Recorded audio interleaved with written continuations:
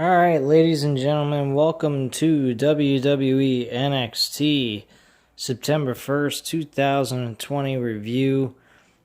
I'll be honest with you guys, this main event for the Iron Man match was pretty damn good. The ending was exactly what I said it was going to be, a double tie. It was a tie between two people out of the four that were in the match, and that was Finn Balor and Adam Cole. Perfect way to set it up. I was originally going with Adam Cole, or not Adam Cole, but I believe I said Tommaso Ciampa and Johnny Gargano, and seeing Adam Cole and Finn Balor being a rivalry match at the next coming TakeOver match, and that being Adam Cole's last match.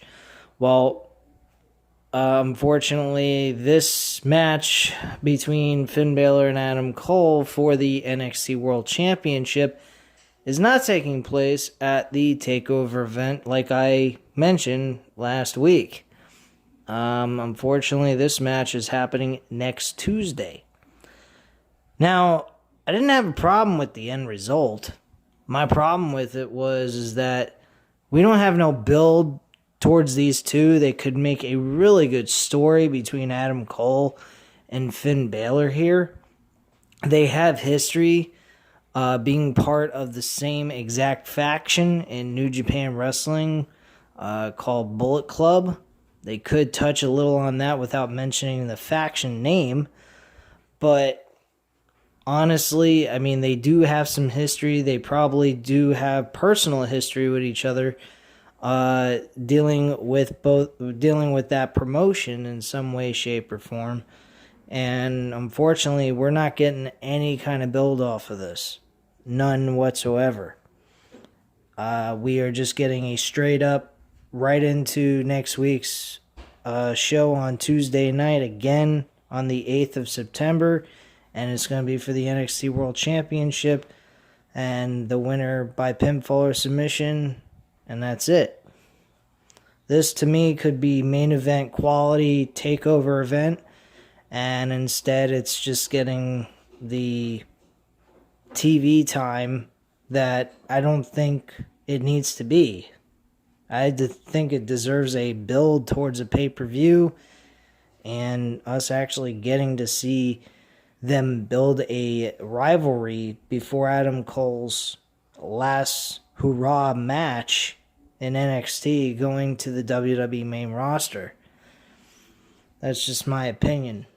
I think they are doing wrong towards Adam Cole in the sense of not putting him in one last main event, takeover event, and have him go out in style and at least try to attempt to become the world champion. Now, granted, he is going after the world championship on a NXT television show, but I don't believe that should be his last match. I don't think he should be having a last match in a regular televised episode. I think his last match should be at a takeover event. So I don't agree with the decision on what happened in the outcome of this Fatal 4-Way Iron Man match, but I did like the actual outcome of the match of what they decided to go with. I thought they were going to go for a fatal with a 4-way tie, which I've been totally against. I think that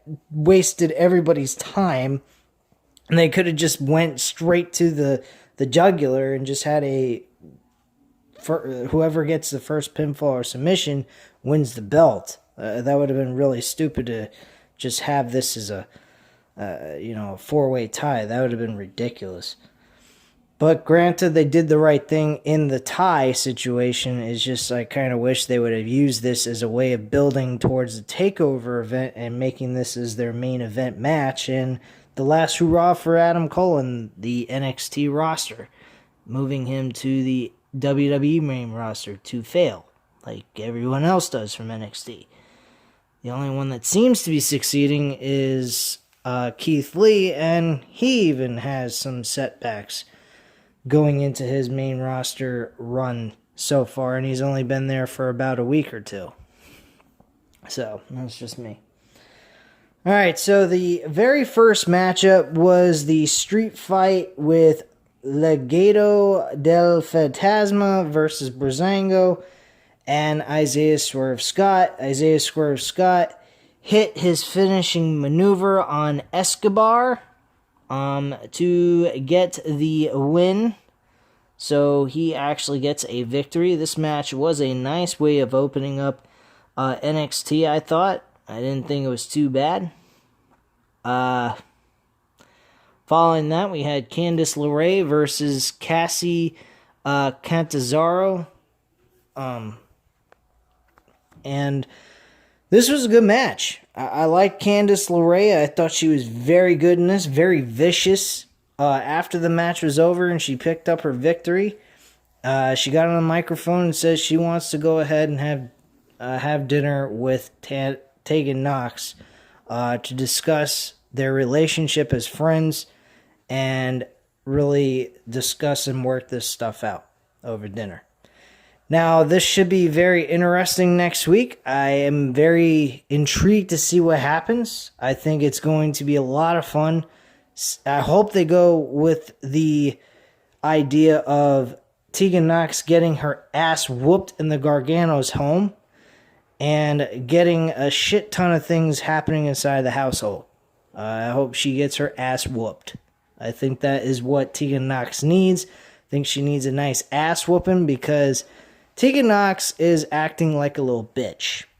And the reason why I say that, yeah, okay, she cares and values about friendships and stuff, but clearly Candice LeRae does not give a shit about friendships. She cares about winning and becoming a world champion in her division and making money. And with a person's mentality like that and they don't have any interest in a friendship with you, you got to open your eyes and you got to realize that the reality is she ain't your friend no more. Get over it. Kick her ass and take your spot where you want to claim that you're the women's world champion.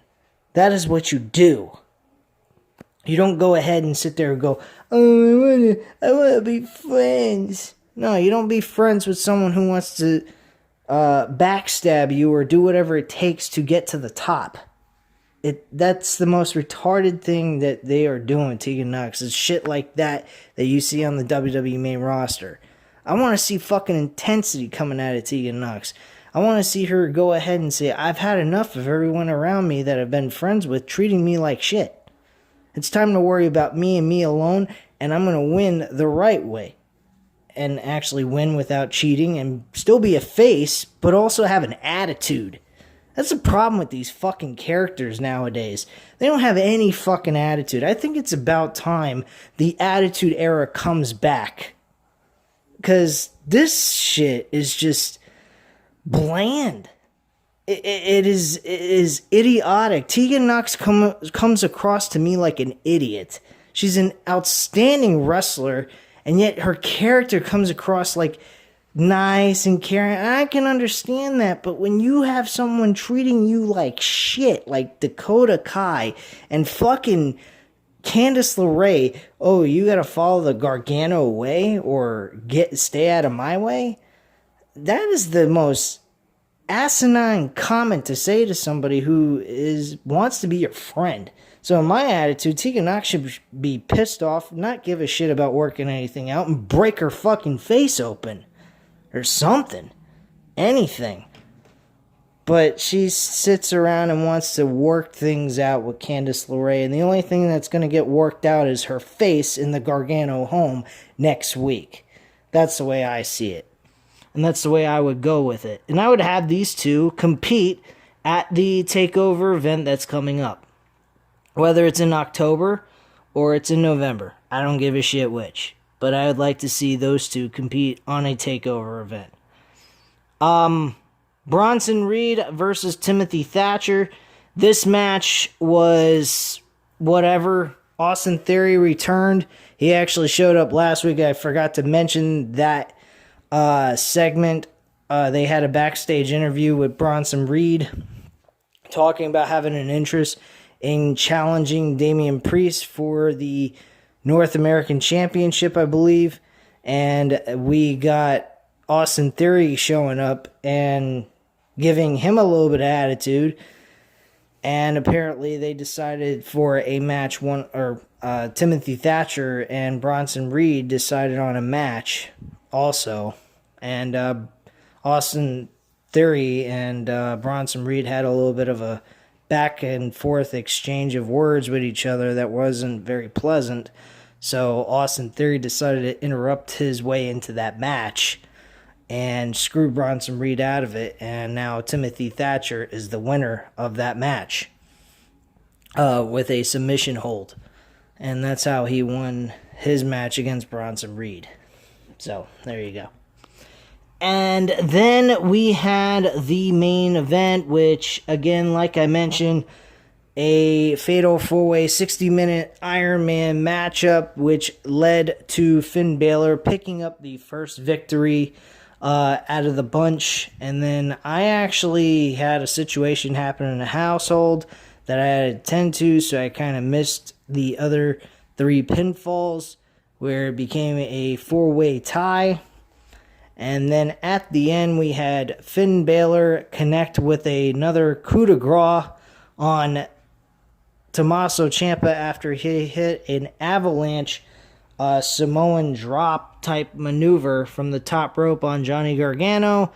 And when Finn Balor was sitting there and he was happy as a clam thinking he had the whole thing won, good old Adam Cole, baby, came out of nowhere and hit his last shot on Finn Balor, got the 1, 2, 3, and the match was tied 2 apiece between Finn Balor and Adam Cole. Now, I will mention this. Finn Balor was somewhat knocked out or selling the move that Adam Cole delivered on Finn Balor, and he wasn't budging whatsoever. He was laying face first on the mat and wasn't moving. And if for 1 split second more he didn't turn over, the whole outcome of the match would have ended up being Finn Balor's championship. He would have been the winner of the entire thing, and it would have been completely botched, which would have been fucking hilarious. But he managed to turn over by the 4th, within 4 seconds, and the referee was able to count 1, 2, 3 to give Adam Cole the tie between him and Finn Balor. And then they announced that they will be facing each other for the World Championship at next Tuesday's event. And that's basically it.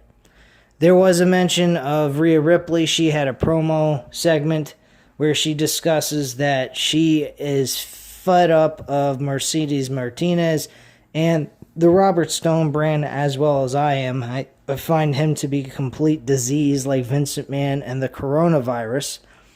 But they will be competing one-on-one in a steel cage match next week as well. So that's pretty much what to expect. 2 big matches on NXT for next Tuesday, September 8th. I mean, the steel cage match, I'm okay with. I mean, there was nothing much to that kind of build, but Finn Balor and Adam Cole can be desired for a TakeOver main event.